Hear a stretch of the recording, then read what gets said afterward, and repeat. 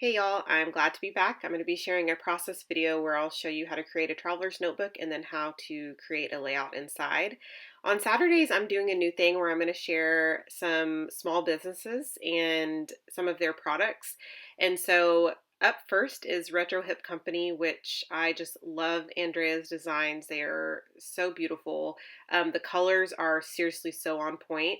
These are some ephemera and labels and tickets that I'm going to be cutting out, which there you go, with some magic. I'm going to share with you how they turned out. And I just love those. So I printed those, print and cut those on some cardstock. And then these are the beautiful papers that come in her most recent magazine. It's issue 16. Some of those ephemera pieces also came in the issue 16 magazine. You can get that in print or you can get that digitally. Some of the labels that I printed are just from older issues where I just actually went to her shop. I'm going to put all of this down below, by the way. But I actually just went to her shop and I bought and downloaded some of the labels, and then I actually, for some of them, added some text to them and then print and cut. The papers, as I said, came in the issue number 16 magazine. Like I said, you can get it digitally, you can get it in print. Such a beautiful magazine.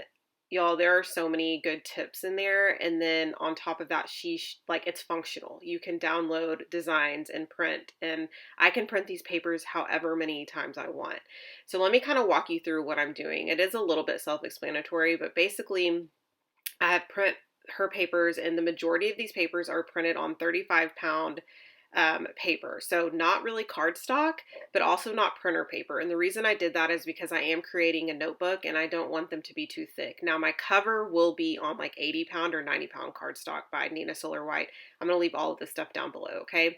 So basically I printed, I'm not doing front and back, although you could print these front and back if you wanted to, but I happen to like white in between my patterns. And so I'm folding them in half. I'm going to make the book about 8 by, I think I ended up doing 8 by 4, if I can remember correctly, and which means the papers inside are going to be like a little bit less than that. So, but mainly, I think to just make it easier, the book is 8 by 4. But honestly, you can make the book whatever size you want. I just went with this size. I love a cute little notebook, and I'm going to share with you an easy tip or an easy way that I created this notebook.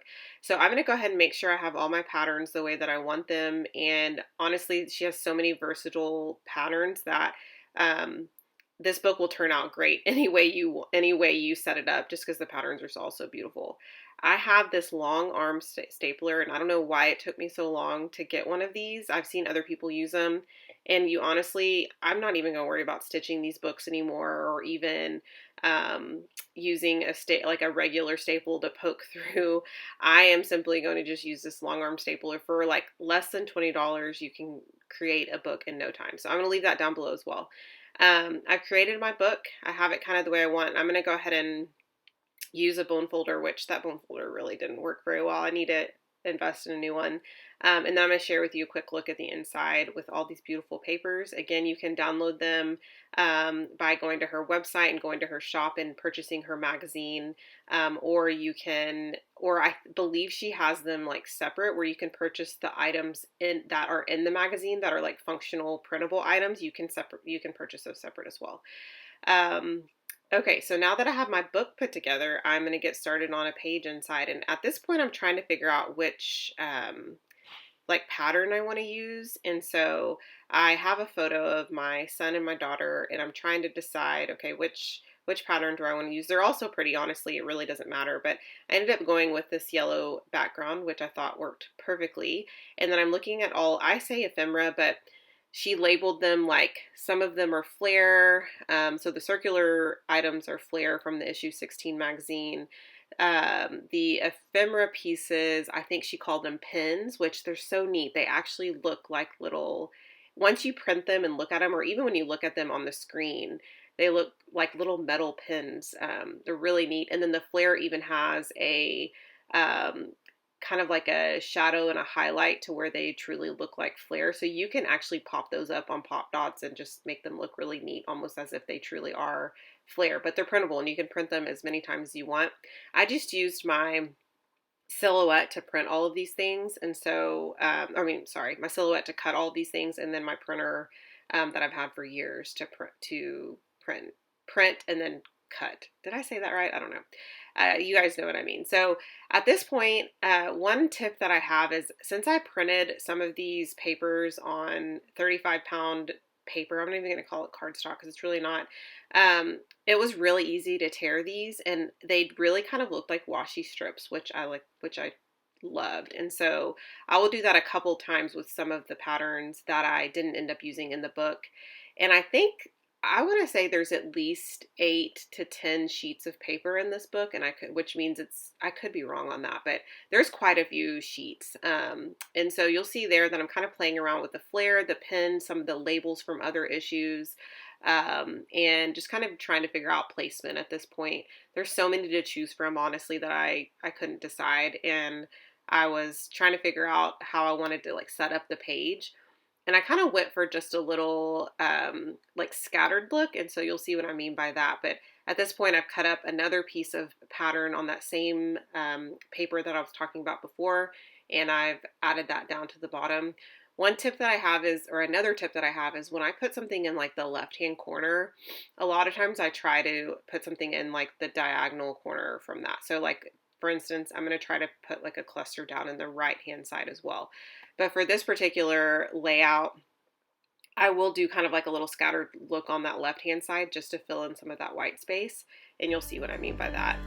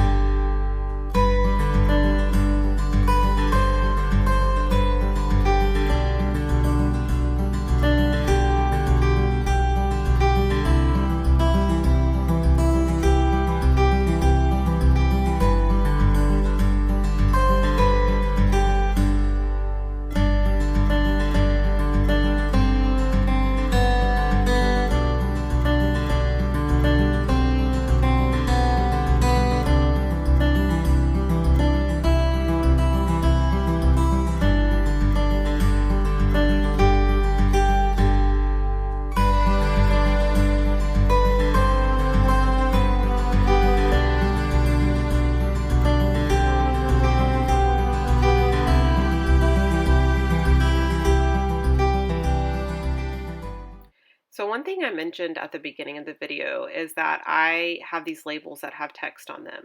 Now, when you download her particular labels from the different issues, I believe the majority of them don't have any sort of text on them, or maybe all of them don't. And what I did was I uploaded them to the website PicMonkey, and I simply just added some typewriter text to them. Now, you can certainly stick these in your typewriter, or you can probably maybe even upload them in Word. I'm not 100% sure. I just found it easy to do it in PicMonkey, and I just added some phrases and words that I knew I would use quite a bit. And then whenever I put them in my Silhouette software, I was able to print and cut, and then you have some ready to go labels with text on them. So just adding a few things for my stash, like a piece of cork and then a little bit of a washi strip and then even some enamel dots. And y'all, let me tell you, this new setup with my acrylic drawers that I talked about in my last 2 videos where I did an organize with me, it has seriously changed my life being able to see what I have. I would have never probably picked those washi strips because they're normally hidden, or those enamel dots. I don't remember the last time I used enamel dots, if I'm being honest. So it just has really changed things for me. And so again, just adding a couple of little final touches, and then I'm pretty much done at this point. I hope you guys enjoyed this process. Let me know. And I have some fun small businesses coming up on Saturdays, y'all. So stay tuned and subscribe if you haven't already.